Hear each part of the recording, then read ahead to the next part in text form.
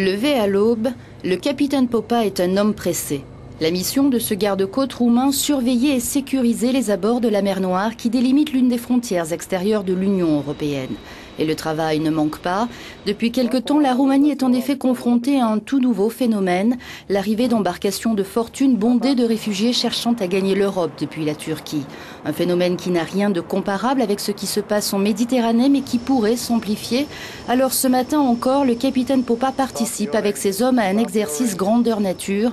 L'occasion pour lui de nous raconter l'opération bien réelle, celle-là, qu'il a récemment menée de nuit par une mer démontée pour sauver un groupe de migrants de la noyade.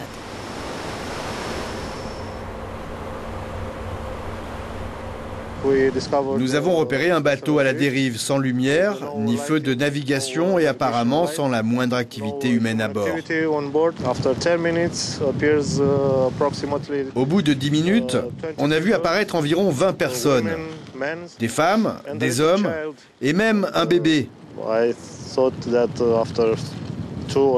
Après avoir passé 2 ou 3 jours en mer, quand j'ai vu ce bébé sourire, ça m'a rendu heureux. La petite fille sauvée par le capitaine Popa s'appelle Runer. Elle est née il y a tout juste 5 mois dans un camp de réfugiés syriens installé en Turquie. Ses parents ont fui Kobané dans le nord de la Syrie après l'attaque de la ville par le groupe djihadiste État islamique. Le couple a payé 6 000 € pour passer en Europe et laisser la guerre derrière lui.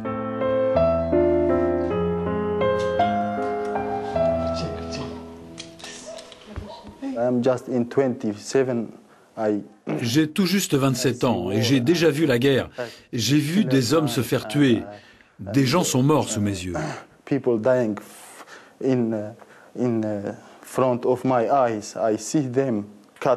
Je les ai vus perdre une jambe parce que la frontière avec la Turquie est minée.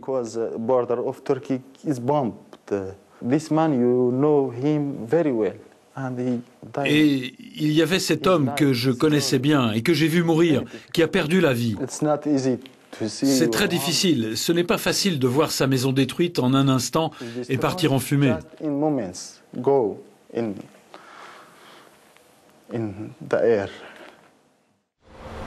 Hommes d'église, le père et le grand-père du capitaine Popa cherchaient tous deux à sauver des âmes.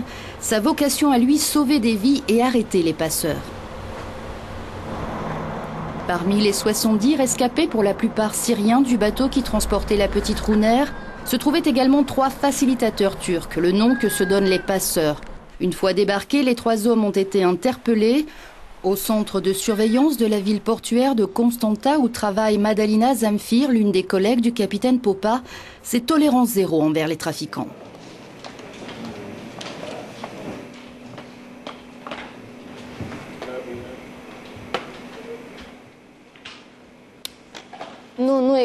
Personne ne peut entrer sur le territoire de l'Union européenne sans être repéré parce que nous disposons d'un équipement performant capable de détecter n'importe quel bateau à une distance de 12 000 nautiques. Revenons à présent sur la définition de l'espace Schengen.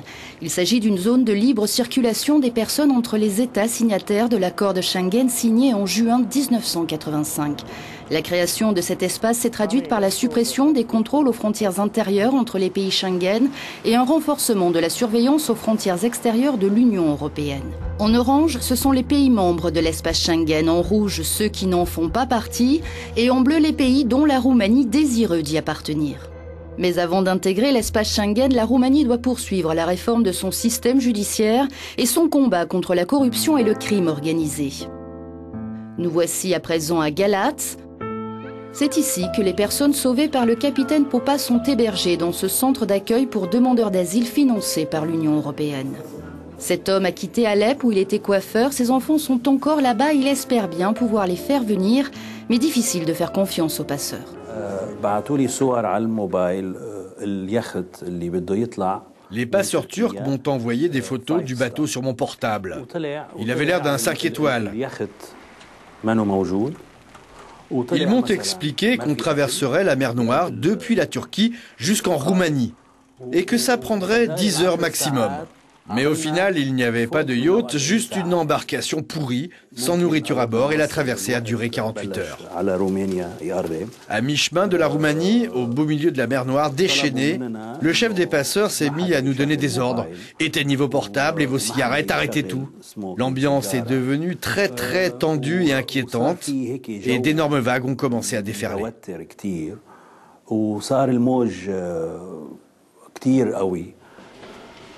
Pendant qu'on relève ces empreintes digitales, l'ancien coiffeur d'Alep nous confie que la barbarie des combattants d'État islamique a sérieusement mis à mal sa tolérance religieuse. Il en veut tout autant aux trafiquants qui exploitent la détresse des populations civiles.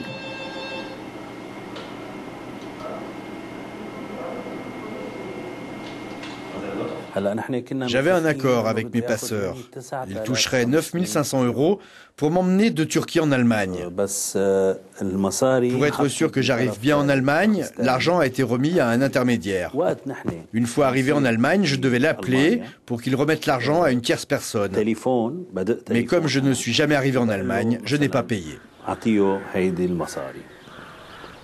Seul un quart des lits est occupé au centre de Galați. La plupart des migrants ne veulent pas rester en Roumanie, ils veulent se rendre plus à l'ouest en Europe.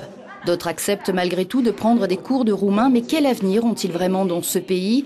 Et s'ils tentaient d'aller en Allemagne comme prévu au départ? Ce gang de passeurs est basé à Istanbul. Comme les affaires ne marchent pas très bien en ce moment, ils ont besoin d'argent frais en urgence. C'est pourquoi ils ont commencé à mettre la pression sur leur intermédiaire roumain pour qu'ils nous forcent, ici dans le camp de réfugiés, à faire de nouveaux appels à eux. Ils n'arrêtent pas de nous téléphoner et nous ordonnent de nous échapper en disant qu'ils nous aideront à passer en Allemagne. Pour finir, notre équipe a rendez-vous au siège de la police aux frontières à Bucarest.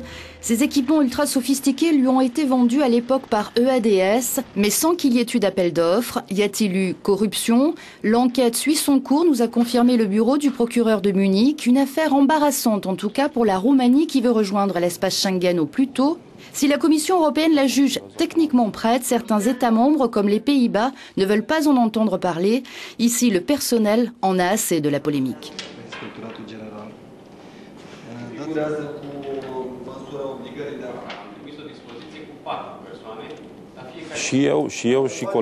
Mes collègues et moi travaillons pour la police aux frontières roumaines.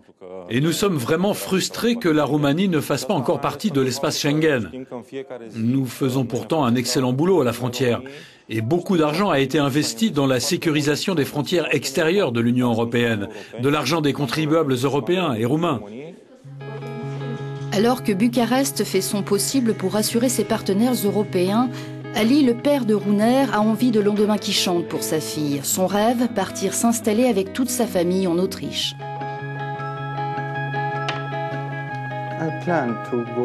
J'aimerais aller n'importe où dans le monde où je pourrais vivre comme un être humain. Tout ce que je demande, c'est juste de pouvoir mener une vie respectable. Just this.